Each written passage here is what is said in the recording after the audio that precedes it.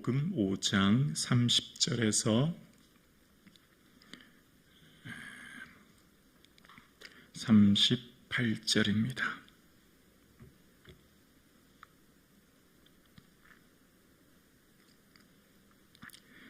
함께 고백드리겠습니다. 내가 아무것도 스스로 할 수 없노라. 듣는 대로 심판하노니 나는 나의 뜻대로 하려고 하지 않고 나를 보내신 이의 뜻대로 하려 함으로 내 심판은 의로우니라.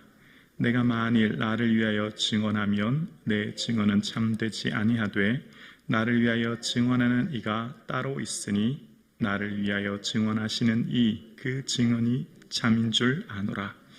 너희가 요한에게 사람을 보내매 요한이 진리에 대하여 증언하였느니라. 그러나 나는 사람에게 증언을 취하지 아니하노라. 다만 이 말을 하는 것은 너희로 구원을 받게 하려 함이니라. 요한은 켜서 비추는 등불이라.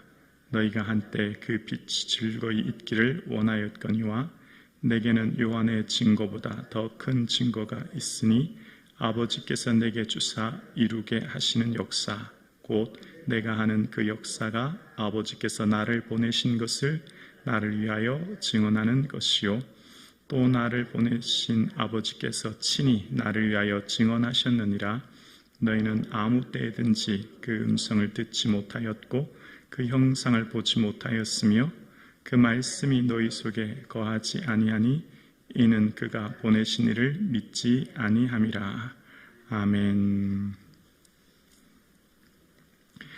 예수님의 말씀을 들을 수 있는 것이 복인 줄로 믿습니다.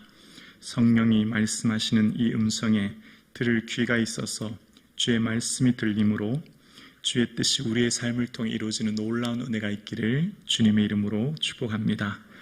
예수님께서는 베데스다의 병자를 고치시면서 그 당시 사람들의 두 가지 잘못된 세계관을 걷어내시고 그러니까 깨트리시고 복음 대신 예수 그리스도께서 친히 생명 되신 말씀을 전하셨습니다. 신화적 세계관이라는 것과 율법적 세계관을 깨트리시고 복음 대신 예수님께서는 종말에 있을 미래에 있을 생명과 심판의 부활이 현재 이곳에서 지금 예수 그리스도의 말씀을 듣고 믿는 자는 그의 현재적 삶 가운데 사망에서 생명으로 옮겨지는 놀라운 은혜를 받을 것임을 선포하셨습니다. 그 말씀과 함께 오늘 예수님께서는 예수님 스스로 어떻게 예수님을 믿을 수 있는지, 예수님의 증언은 무엇으로서 증거가 되는지에 대해서 구체적으로 다시 한번 말씀하고 계세요.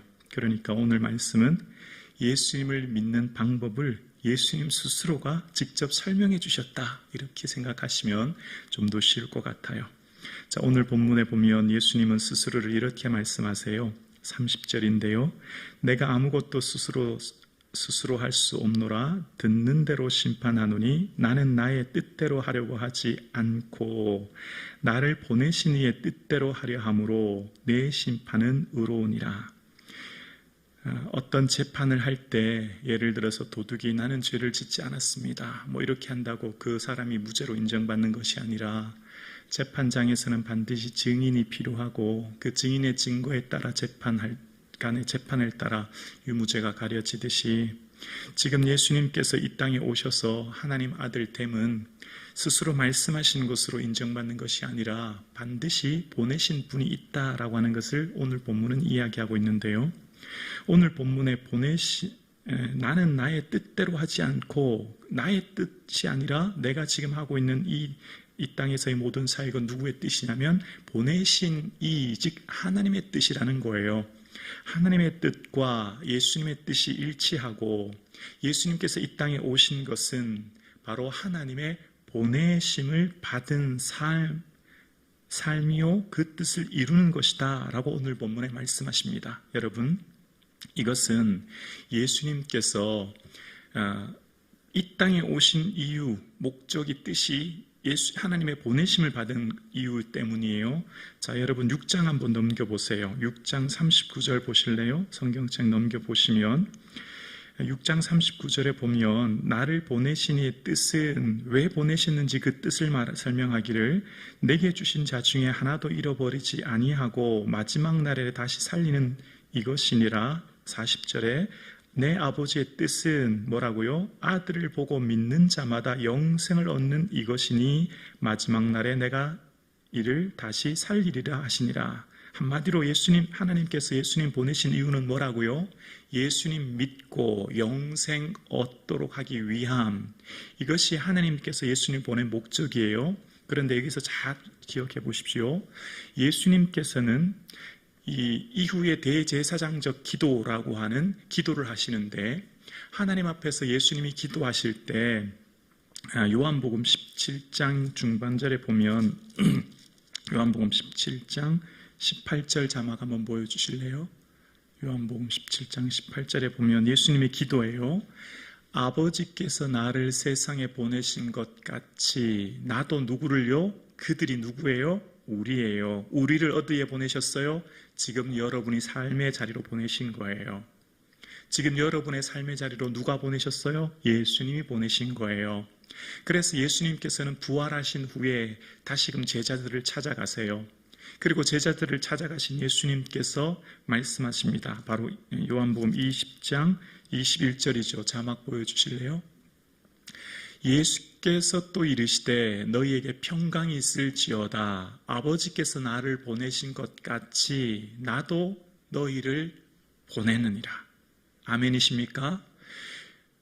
자, 예수님께서 이 땅에 오신 것, 그것은 예수님의 스스로의 뜻이 아니라 하나님 아버지의 보내신 이의 뜻을 이루기 위해 이 땅에 오셨고, 또 지금 저와 여러분이 이곳에 있는 것은 내 의지나 내 뜻이 아니라 하나님이 저와 여러분을 그 삶의 자리로 보내신 거예요. 보내심을 받은 자, 아포스톨로스는 사도라고 이야기합니다. 베드로, 바울 다 서신서에 예수님의 보내심을 받은 자, 사도인 나, 바울은, 사도인 베드로는 뭐라고요? 주님이 보내심을 받은 자로 내가 이 땅에 와서 사역하며 당신들에게 편지합니다. 보내심을 받은 자들의 삶에 중요한 것은 뭐죠? 보내심을 받은, 즉 사명이에요. 보내심을 받은 자는 사명자죠. 보내심을 받은 자의 사명 붙들고 삶의 자리를 세워가요. 그래서 그 사명이 뭐보다 중요해요? 내 생명보다 소중해요. 보내심을 받은 하나님의 뜻을 이루는 것이 내 어떤 것보다 소중해요. 그래서 예수님께서도 이 땅에 보내심을 받았고 주의 뜻을 이루실 때에 예수님께서도 나의 뜻이 아니라 아버지의 뜻을 이루기 위해 십자가를 지심으로 그 뜻을 이룹니다. 내 뜻대로 내 마음대로 결정하고 선택하고 내가 오늘 이곳에 왔다 그러면 쉽게 자리를 옮길 수 있어요. 쉽게 선택하고 결정할 수 있어요. 마치 바람에 나는 겨와 같이 이리저리 내 삶의 자리를 옮겨 다니지만 하나님이 보내신 자리, 하나님 보내신 곳, 하나님 보내신 나의 삶이라고 한다면 나의 뜻대로 나의 마음대로 이리저리 옮기는 인생이 아니라 심지가 굳은 인생이 되겠죠. 그래서 심지가 굳은 인생은 하나님 보내신 삶의 자리에서 뭐 할까요? 인내합니다. 믿음은 인내예요. 우리 인생의 거의 대부분은 인내하는 겁니다. 특별한 기적과 능력과 역사가 보이지 않지만 하나님 보내신 자리이니 하나님의 뜻과 그 의미가 있으니 내 뜻, 내 생각대로 이리저리가 아니라 하나님의 뜻대로 생각하고 기도하고 그 삶의 자리를 신중하게 옮기게 되죠. 그래서 하나님께서 옮기신 그 삶의 자리에서 언제나 인내하게 되죠. 조급하면 이스마엘이, 인내하면 이삭을 낳지 않습니까? 우리의 삶 가운데 하나님의 뜻을 이루는 것은 우리의 조급함이 아니라 하나님의 뜻을 바라보는 인내함으로 주의 뜻이 이루어지는 것이죠. 그래서 주님께서 보내심을 받아 이 땅에 오셨듯이 오늘 저와 여러분은 하나님의 보내심으로 지금 이곳에 서 있습니다. 아멘이십니까? 이 고백이 되어질 때 나의 삶의 자리에 뿌리를 견고히 내리게 되고 나의 삶의 자리를 하나님 나라로 확장하게 되어지고 나의 삶을 통해 예수님이 보여지게 되므로 위로와 소망과 생명의 강물의 물줄기가 흘러넘치게 될 줄로 믿습니다. 그 사람을 통하여 하나님의 위대한 역사가 이루어지는 것입니다. 그 사람을 통하여 하나님의 뜻이 이 땅에 확산되는 거예요. 하나님의 뜻은 하나님의 보내신 자림을 믿고 고백하고 또한 그 주어진 삶의 자리를 언제나 주님의 뜻을 묻고 찾고 구함으로 선택하고 결정하며 나아가 하나님의 뜻이 그 사람을 통해 이 땅에 이루어지게 되는 줄로 믿습니다. 여러분, 하나님께서는 우리의 삶을 부르실 때에 내가 없어도 하나님의 뜻을 이루실 수 있어요. 다시요. 내가 없어도 하나님은 하나님 존재 자체로 영광을 받으세요. 하나님은 피조물인 우리의 노력의 여하, 우리의 존재의 여하에 따라 하나님의 영광을 받으시고 받지 않으시는 게 결정되는 게 결코 아니에요. 여러분 41절 보실래요? 41절에 보면 나는 사람에게 영광을 취하지 아니하노라 라고 말씀하세요. 하나님은 우리의 존재의 여하에 따라 하나님의 영광이 훼손되거나 말소되는 분이 결코 아니에요. 하나님은 창조주이시며 생명의 주이시기 때문에 하나님 존재 자체로 존귀하시고 영광스러운 분이세요. 그런데 그 하나님의 영광을, 그러니까 하나님 우리에게 이 땅에 보내셔서 주의 일을 하게 하시는 것은 하나님의 영광을 우리가 덧입도록, 하나님의 그 영광 속에 우리가 거하도록, 하나님의 우리가 영광을 그 맛보도록, 그리고 하나님의 영광에 동참하도록 부르셔서 친히 우리가 그 영광에 동참하여 하나님의 그 놀라운 영광 가운데 함께 하도록 부르신 줄로 믿습니다. 자, 33절 보세요. 너희가 요한에게 사람을 보내매, 여기 보냈단 말은 1장 19절 이하에 기억나시죠? 예루살렘에서 대제사장과 서기관이 너 메시아냐 물었을 때 보내셨던 그 사건을 말하죠. 그러면서 33절에 요한이 진리에 대하여 증언하였느니라. 34절에 그러나 나는 사람에게서 증언을 취하지 아니하노라. 다만 이 말을 하는 것은 너희로 구원을 받게 하려 함이니라. 35절이요. 요한은 켜서 비추이는 등불이라 너희가 한때 그 빛이 즐거이 있기를 원하였거니와. 자, 34절 다시 보면 나는 사람에게 증언을 취하지 아니하신대요. 예수님은 세례 요한의 그 증언에 상관없이 구원자요 메시아이십니다. 하나님의 아들이십니다. 예수님은 이 땅에 오셨을 때에 세례 요한이 앞서서 그 길을 비추고 예비하지 않으셔도 예수님 존재 자체는 이미 하나님이시요 예수님 존재는 이미 구원자이신 분이세요. 그런 예수님께서는 그러니까 세례 요한이 사역의 여하에 상관없는 거예요. 자, 저와 여러분이 오늘 부르심을 받았습니다. 하나님에게는 오늘 저와 여러분이 필요 없으세요. 우리가 없어도 하나님의 역사의 물줄기는 아무런 일이 일어나지 않아요. 내가 없어도 하나님의 영광은 훼손당하지 않아요. 다시요. 성북중앙교회가 이곳에 없어도 하나님의 위대한 역사는 일을 하시는데 아무런 문제가 생기지 않아요. 하나님의 위대한 역사에는 아무 문제가 없지만 이곳에 성북중앙교회가 서 있어요. 이곳에 저와 여러분을 장로로 목사로 하나님을 사랑하는 성도로 부르셨어요. 왜죠? 하나님은 하나님의 존재 자체로 영광을 받으시지만 우리를 통하여 그 영광에 참여하도록, 우리를 통하여 그 영광 속에 함께 하도록, 그래서 어떻게 해요? 우리를 통해 하나님의 영광이 드러나게 함으로, 우리를 통해 사람들이 구원받게 함으로 결국은 누가 영광을 받아요? 하나님의 영광 받으시도록 우리에게 그 은혜에 동참하는 은혜를 주신 줄로 믿습니다. 아멘이십니까? 이 고백이 되어져야 겸손하게 나를 쳐 복종하고 나는 아무것도 아닙니다. 나는 무익한 종입니다. 나는 그저 주의 보내심을 받은 자입니다. 그래서 내 뭘까지 드릴 수 있죠? 생명까지. 그게 사도인 거죠. 그게 초대교회 모든 사도들의 삶이었죠. 주님, 내가 없어도 하나님은 하나님의 위대한 역사를 이루시지만 오늘 나를 부르셔서 하나님이 일을 하시는 것은 하나님의 영광에 동참하게 하심으로 나는 켜서 비추는 등불처럼, 요한처럼, 예수님께서는 나는 세상의 빛이라 말씀하신 분이에요. 예수님은 세상의 빛이십니다. 태양빛 앞에 등불이 무슨 소용이 있나요? 아무 소용이 없어요. 있으나 마나하죠. 그러나 그것을 통해 하나님은 하나님의 영광에 동참하게 하시고 그것을 통해 사람들이 믿게 하기 위한 하나님의 은혜의 길을 열어주신 것이죠. 그래서 34절에 다만 이 말을 하는 것은 너희로 구원을 받게 하려 함이니라. 요한은 켜서 비추는 등불이라. 요한을 보내서 증언하는 것은 요한 없어도 예수님은 하나님의 본체이시며 하나님과 동등됨을 취하시는 하나님의 아들 되시며 구원자이시며 창조주이시지만 요한을 보내셔서 하나님의 일을 하시는 것은 요한을 통해서 사람들이 구원을 받게 함으로 켜서 비추는 등불이 되게 함으로 하나님의 구원 역사에 동참하도록 부르셨기 때문이라고 말씀하세요. 그렇게 하시면서 예수님께서는 예수님을 믿게 하는 그 증거로 예수님 하신 사역들을 말씀하세요. 36절이에요. 내게는 요한의 증거보다 더 큰 증거가 있으니 아버지께서 내게 주사 이루게 하시는 역사, 곧 내가 하는 그 역사가 아버지께서 나를 보내신 것을 나를 위하여 증언하는 것이요. 예수님께서 이 땅에 하신 모든 이적과 치유와 기사와 능력들, 이 땅에서 예수님께서 하신 모든 것들, 세례 요한의 증거보다 더 큰 예수님의 놀라운 그 사역들로 말미암아 그 사역이 곧 하나님께서 이 땅에 예수님을 보내신 것임을 증언하는 것이다 라고 말씀하시는 것이죠. 그래서 예수님께서 이 땅에 오신 것은 뭐죠? 창조의 회복을 위해 오신 거예요. 예수님께서 이 땅에 오신 모든 사역은 창조의 회복이에요. 자, 베데스다에서 연못에서 병자를 고치신 것은 치유의 사건을 넘어 창조의 회복을 선포하는 거예요. 주님 다시 오실 그날 부활의 주로 이 땅에 오실 때 이 땅엔 창조의 회복이 일어나는 거예요. 모든 어그러진 것들이 회복되는, 세워지는, 그래서 그 증거로 치유를 보내신 거예요.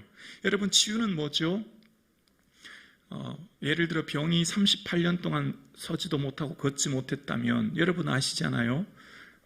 뼈가 골절이 되면 깁스를 한 1년 정도, 한 3, 4달 정도 했다고 해볼까요? 그럼 반드시 뭐 해야 되죠? 재활 훈련도 몇 달은 해야 돼요. 근육이 굳어 있기 때문에. 38년 동안 움직이지도 못했다고 한다면 그 사람이 정상적이 되려면 최소한 몇 년 동안은 재활 훈련 받아야 정상이 될 수 있어요. 그런데 베데스다 연못에서 고침받은 것은 뭐죠? 곧 즉시 일어나 들고 걸어갔다. 곧이라는 표현이 나와요. 곧바로 들고 그 자리를 일어나 걸어갔다는 거예요. 이것은 치유를 넘는 사건이죠. 단순히 의술로는 사람이 회복되는 것을 돕는 역할을 하지만 창조로 말미암아 새로운 재창조를 선포하시는 거예요. 그러니까 38년 병자가 곧 그 병상을 들고 일어나 걸어감으로 말미암아 예수님께서 이 땅에 오신 것은 창조의 회복을 선포하시는 거죠. 그래서 이 땅에 예수님께서 오신 것은 이 땅의 모든 사람들의 병을 고치시고 귀신을 쫓고 가난한 자에게 먹을 양식을 주시고 사람들에게 참된 평안함을 주신 것은 창조의 세계를 회복하심으로 이 땅에 피조물된 하나님의 자녀들의 삶을 얼마나 존귀히 여기시고 얼마나 귀한 존재로 지으셨음을 보여주시는 증거로 치유와 기적의 사건을 보여주시는 거죠. 그날에, 부활의 날에, 그날에 있을 그 창조의 회복을 바라보는 저와 여러분 되실 수 있기를 주님의 이름으로 축원합니다. 그리고 주님께서 오신 세 번째 증거는 바로 하나님께서 말씀하신 말씀이래요. 37, 38절이요. 또 나를 보내신 아버지께서 친히 나를 위하여 증언하셨느니라. 너희는 아무 때에도 그 음성을 듣지 못하였고 그 형상을 보지 못하였으며 그 말씀이 너희 속에 거하지 아니하니 이는 그가 보내신 이를 믿지 아니함이니라. 이는 내 사랑하는 아들이요 내 기뻐하는 자라. 세례 받으실 때 온 백성에게 제자들에게 그 말씀을 선포하시고 들려주셨던 것처럼 예수님께서는 예수님의 하나님 아들 되심을 하나님께서 친히 들려주시고 보여주셨지요.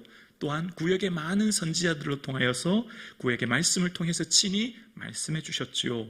그래서 예수님을 믿을 때, 예수님이 하나님의 아들 되심을 믿을 때 우리는 이 성경이 하나님의 음성으로 들리게 되고 이 성경이 하나님 말씀으로 믿게 되는 거예요. 아멘이십니까? 자, 38절에 보면 이는 그가 보내신 이를 믿지 아니함이라. 보내시는 이 하나님 보내신 예수님을 믿지 않으면 어떻게 되죠? 믿지 아니하면 37절에 보면 중반부에 너희는 아무 때도 그 음성을 듣지 못하였고 그 형상을 보지 못하였으며 그 말씀이 너희 속에 거하지 아니하니. 오늘 저와 여러분이 이 성경책이 하나님의 말씀이요 하나님이 내게 들려주시는 음성이요 내게 말씀하시는 하나님의 살아계신 말씀이라고 하는 것, 그 말씀이 내 속에 거하는 것은 다 어떤 은혜이죠? 하나님 보내신 예수 그리스도를 믿음으로 말미암아 가능하게 되는 거죠. 그래서 이것이 은혜요 축복인 줄로 믿습니다.